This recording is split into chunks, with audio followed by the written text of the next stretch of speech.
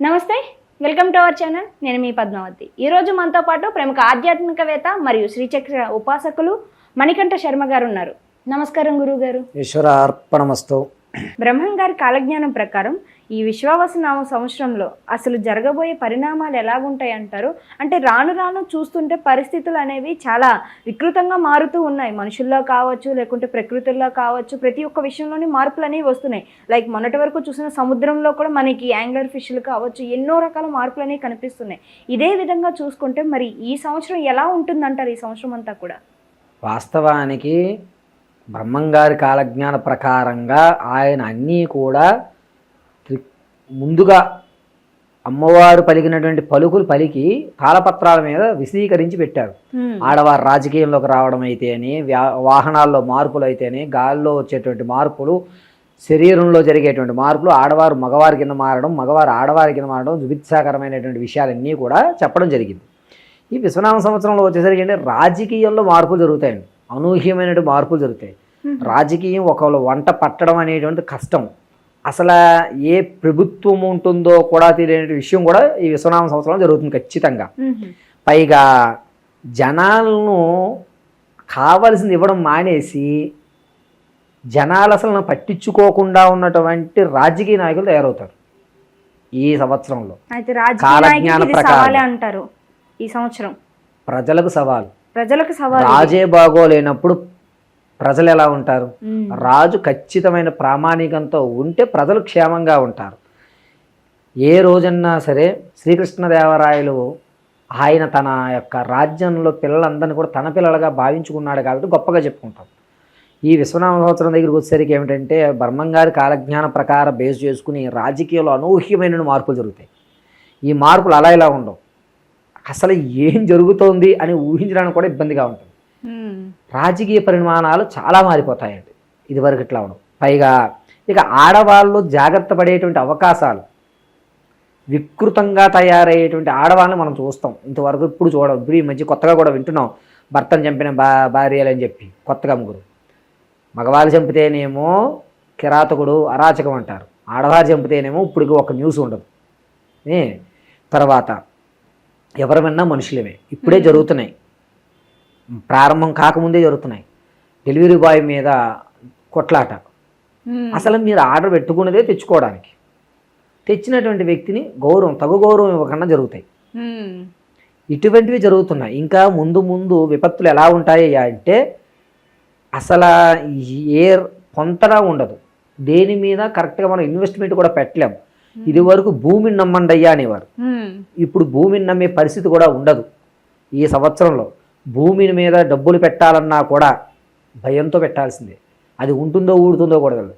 ఈ విశ్వనామ సంవత్సరంలో భూమి మీద ఎవరైనా పెట్టుబడి పెడితే కనుక 1కి 100 సార్లు, 10 సార్లు కాదు 100 సార్లు ఆలోచించుకోమని కాలజ్ఞాన వ్యవస్థలో ఉంటుంది. రెండోది, దేవాలయ దర్శనాలకు వెళ్ళేటువంటి వారు చాలా జాగ్రత్తగా ఉండాలి. ఎందుకయ్యా అంత జాగ్రత్తగా ఉండాలి అంటే ఈ ఏడాది కొన్ని దేవాలయాల్లో వింతలు చోటు చేసుకుంటాయి. ఎటువంటి వింతలు అంటే ఈ దేవాలయానికి వెళితే ఒక మార్పు అనేటువంటి సంభవిస్తోంది, లేదా ఈ దేవాలయ నిర్మాణంలో ఇబ్బందులు కలుగుతాయి. ఓ దేవాలయంలో 90% వరకు కూడా కృంగిపోయే, అంటే కిందకి దిగేటువంటి అవకాశాలు ఈ సంవత్సరం కనబడతాయి. ఈ ఏడాది రాజు సరిగ్గా లేడు కాబట్టి రైతు పరిస్థితి ఎప్పుడూ అలాగే ఉంటుంది. కాలజ్ఞానాన్ని బేసు చేసుకుని చెప్పుకోవాలి అంటే కొంత వ్యవధిలో మనం కరోనా చూసాం, ఇప్పుడు కొత్తగా వచ్చేటువంటి జంతువులకు వచ్చే వైరస్ చూసాం.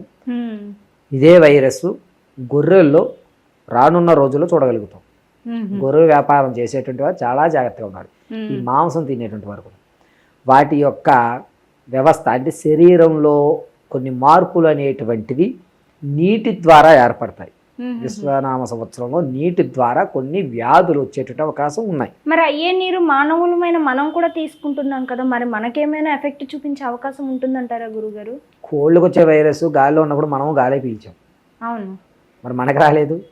విషయం ఏమిటంటే కొన్ని వ్యవస్థలు కొంతవరకు మాత్రమే ఉపయోగపడతాయి అనేది లెక్కండి. అర్థమైందండి? ఎందుకు అలా జరుగుతాయి అంటే మనం తట్టుకోగలుగుతాం. మన పూర్వీకులు 100 సంవత్సరాలు బతికారు, మనం బతకలేకపోతున్నాం. మన టైం పీరియడ్ వచ్చేసరికి 75, 80, తర్వాత జనరేషన్ వచ్చేసరికి 60 అయిపోవచ్చు. ఎందుకు? డిపెండ్ అపాన్ రైస్ తినడము. ఇదివరకు మనం 2 పూట్ల అన్నం తినేవాళ్ళం, విషం కాలేదు. మరి ఇప్పుడేమో రాత్రి అన్నం తింటే విషం అంటున్నారు. అది ఏ విధంగా అనేది అర్థం కావట్లేదు మనం తినే పదార్థం. పొద్దుటే లేచిన తర్వాత ఇదివరకు ఏం చేసేవారంటే రాగి చెంబులో నీళ్లు పోసుకుని పొద్దుట లేచిన తర్వాత ఆ రాగి చెంబులో నీళ్లు తాగేవారు. ఇప్పుడు వేడి నీళ్ళు తాగండి, చన్నీళ్ళు తాగద్దండి అంటున్నారు. మార్పు అనేటువంటిది ఎప్పుడు కూడా మనలో మనం చేసుకున్న దాన్ని బట్టి ఉంటుంది. మీరు చెద్దన్నం రోజు తినండి, B12 వస్తుంది, ఇదే చెప్తారు ఎవరన్నా. మీకు ఆకలి వేయదు, టిఫిన్లు పట్టవు, ఇడ్లీ ప్రమాదం అని చెప్తున్నారు, క్యాన్సర్ వచ్చేస్తున్నారు. ఇడ్లీ ఆవిరి కుడుముతో సమానం. ఆవిరి అనేది లోపల తీసుకోవడం వల్ల మీ గొంతులో ఉన్నటువంటి ఏదైనా చిన్న చిన్న క్రిములు ఉంటే కిందకి వెళ్ళిపోతాయి. అందుకని పొద్దున్నే లేవగానే ఫస్ట్ ప్రిఫరెన్స్ ఇడ్లీకి ఇస్తారు. మరి అదే ఇడ్లీ ఈరోజు తింటే క్యాన్సర్ అంటున్నారు. ఇంక ఏం తినాలి, ఏం తినకూడదు? ఇవన్నీ కూడా మీరు మీ శరీరాన్ని ఎప్పుడైతే ఒక 10 నిమిషాలు రోజులో 10 నిమిషాలు మెడిటేషన్కి కానీ, భగవత్ నామస్మరణకు కానీ, దేవాలయానికి కానీ, ఆధ్యాత్మికమైనటువంటి సంబంధ విషయాలకు కానీ కేటాయించగలిగితే మీ లైఫ్ స్పాన్ 80 సంవత్సరాలు ఉంటుంది. ఇదే ఆయన చెప్తారు. కాలజ్ఞానంలో బ్రహ్మంగా చెప్పేది ఏమిటంటే, ఆయన ఏ విధంగా జ్ఞానాన్ని పొందాడు అంటే మన యొక్క శరీరంలో జరిగే మార్పులు కానీ మనం ఇది కాదు, మనం ఏమిటి అని తెలుసుకునే ప్రయోగంలో ఉన్నటువంటి వారే మన వాళ్ళు. కాబట్టి వీళ్ళందరూ ఏం చేయాలి అంటే ఒక 10 నిమిషాలు, 24 గంటల్లో 8 గంటలకు నిద్ర తీసేస్తున్నారు కదా, 10 నిమిషాలు తీయలేరు? 10 నిమిషాలు ప్రశాంతంగా కూర్చోండి. ఫోన్స్, టీవీ, ఈ సౌండ్స్ ఏం వినబడకుండా కూర్చోండి.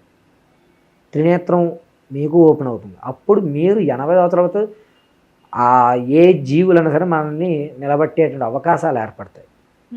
భగవంతుడు ఉన్నాడనే విషయం తెలిసిపోయింది. మన ఈ మధ్య కొత్తగా కూడా ఒక ప్రయోగంలో భగవంతుడు ఉన్నాడు అనేటువంటి వ్యవస్థని ఏర్పరిచారు. భగవంతుడు ఉన్నాడు అనేటువంటిది నేనైతే నా ప్రామాణికంలో ఎలా చెప్తానంటే, భగవంతుడు నువ్వు ఎప్పుడైనా చూసావయ్యా అని అడుగుతున్నారు. మీ తాతగారు మీరు చూసారా? మీ ముత్తాతగారు మీరు చూసారా? మీ ముత్తాతగారు మీరు చూడలేదు కదా, అంటే మీ ముత్తాతగారు లేరుగా, అంటే మీ నాన్నగారు లేరా, మీరు లేరా? మరి భగవంతుడు కూడా అంతే. ముత్తాత ఉన్నాడు అనేది ఎంతవరకు నిజమో భగవంతుడు ఉన్నాడు అంతే నిజం. ఇవన్నీ కూడా ప్రామాణికాలు కట్టుకుని అమ్మవారి ఉపాసనతో కాలజ్ఞానం అనేటువంటిది రాసి ఎలా జరుగుతాయి అని చెప్పినప్పుడు మనం వాటిని తీసుకుని ఇలా జరిగే అవకాశాలు ఉంది. కాబట్టి మనం ఎటువంటి జాగ్రత్తలు తీసుకోలేదు. ఇప్పుడు కూడా మేము సిద్ధాంతాలు మేము ఏం చెప్తామంటే ఇలా జరుగుతాయి అంతవరకే. దానికి జరగకుండా మనం ఏం చేసుకోవాలి? ఇప్పుడు ఆడవారు ఇష్టారాజ్యంగా ఉంటున్నారు అంటే ఆడవారు కొనేటువంటి బట్టలు ఎలా కొనాలని తండ్రి ఆలోచించుకోవాలి. ఒంటి మీద ఎటువంటి వస్త్రాలు ఉండాలని తండ్రి ఆలోచించుకుంటే ఆ బట్టల షాప్ నుంచి ఇంటికి రావు, ఇంటి నుంచి ఆ అమ్మాయి ఒంటే ఒళ్ళెక్కదు. అంటే ఇదే తరహాని మనకి ఈ మధ్య కాలంలో రిలీజ్ అయిన ఈ కోర్టు సినిమాలో కూడా ఇదే సీన్ మనకి వాస్తవానికి తప్పు మందేనండి. మీ అమ్మాయి ఎన్నింటికి వెళ్తోంది, ఎన్నింటికి వస్తుంది అని చూసుకోవడం మనది.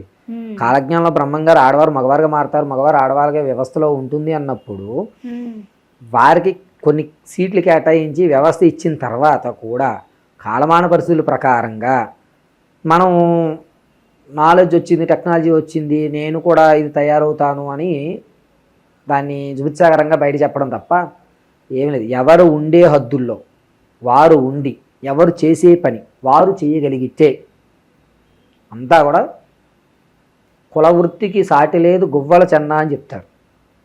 తప్పేం లేదండి. సింగరు ఆయన ఓల్డ్ సిటీలో ఉంటారు కదా, అతను బార్బర్ పని కూడా చేశానని చెప్పాడు మొన్న ఇంటర్వ్యూలో.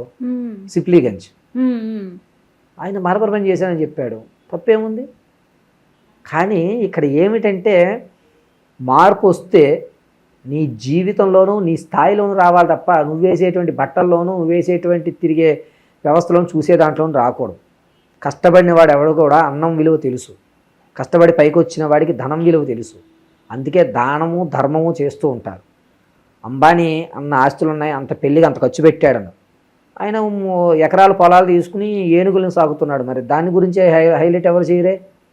ఇంత కోట్లు ఖర్చు పెట్టి ఆయన ఆనందం ఖర్చు పెట్టాడు, దాంట్లోనే సమాతుల్యంగా ఏనుగులు పెంచుతున్నాడు. ఒక ఏనుగుని పెంచాలంటే ఎంత అవుతుంది? ఆయన ఏకంగా అరణ్యాన్నే తీసుకున్నాడు. మరి అది దాన్ని హైలైట్ చేయరు.